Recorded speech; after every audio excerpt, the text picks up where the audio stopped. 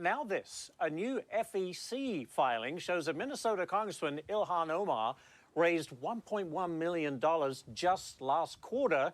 Chad Pergram joins us this morning from Capitol Hill. And Chad, is this catching the attention of the House Oversight Committee?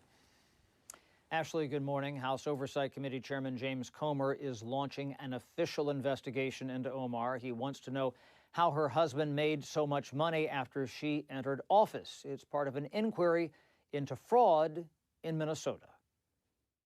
If she's being transparent and there's nothing to see, then the investigation will go great and the American people will be happy with the results. But I think the American people are tired of people going to Congress and getting incredibly wealthy in a short period of time, and they want answers. Omar and her husband saw their wealth jump from $51,000 to as much as $30 million in recent years.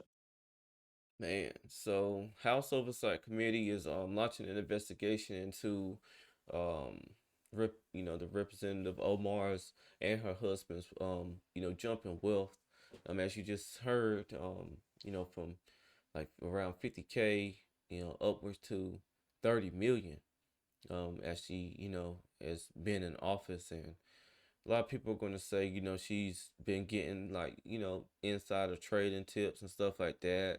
Apparently they have investments and, certain assets, that have been growing for them. So, they went from a little to a lot, and it's been something that they've always, been questioning, but now, the House Oversight Committee is going to launch a probe into it and investigate and try to see if they have a paper trail to show how they were able to obtain this wealth. She's been in the news a lot lately, with everything that's going on in Minnesota, and we do know that she had an incident where someone threw some type of liquid on her, and that whole debacle, and she has definitely been speaking out against the Trump administration and things of that nature. So does this shock me that eventually will come to the point where they're going to investigate their finances? No, it doesn't shock me at all. Definitely was anticipating this would happen, and they should have been anticipating this was going to happen too, and definitely kept good records of how they were able to obtain their wealth over time. Omar claims no wrongdoing, but she says gains came from her husband. Income from spouses is often under scrutiny. So there are rules in place that prohibit the spouse of a member from accepting any sweetheart deal, any income that is based on the fact that their spouse is that official. Among the income sources, the consulting business run by her husband and an investment in what appears to be a defunct winery operation in California.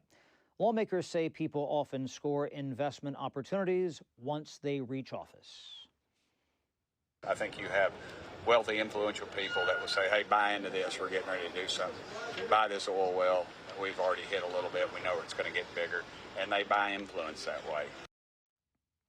Now, on the wine operation, one label was called Blockchain. It was described as featuring aromas of blackberry and baking spices. And the sales pitch said you would not want to trade it even on the dark web. It sold for $7. Ashley? So, they're basically saying that they have, as the little information that they did release, they had a defunct wine, investment into wine, and one of the businesses they had, or one of the wine brands that they had, sold for $7. And basically, her husband has a consulting company, and as they were just detailing, it could be people who are looking to get investments, and they'll come to them and they'll say, hey, we have this going on, this is going to be the next thing that's going on, and you might want to put your money here because this is going to hit for everyone involved. And definitely once you get into office, you're going to have people that's going to come and try to bribe you and just try to get you to buy in. And of course, as they're saying here on the tagline, they're going to try to buy influence. So this happens all the time. Like this isn't anything new, and a lot of it is often done to a point where they can sweep it under the rug. But we'll just have to wait and see what comes out of the oversight committee's findings into Omar and her husband's finances. So again, I knew this was going to be something that was going to happen, especially with how they've been how she has been speaking out against the Trump administration, and definitely being very vocal and visible with everything that's going on in Minnesota, with Somalians and things like that, as far as uncovering the fraud that has been going on in Minnesota.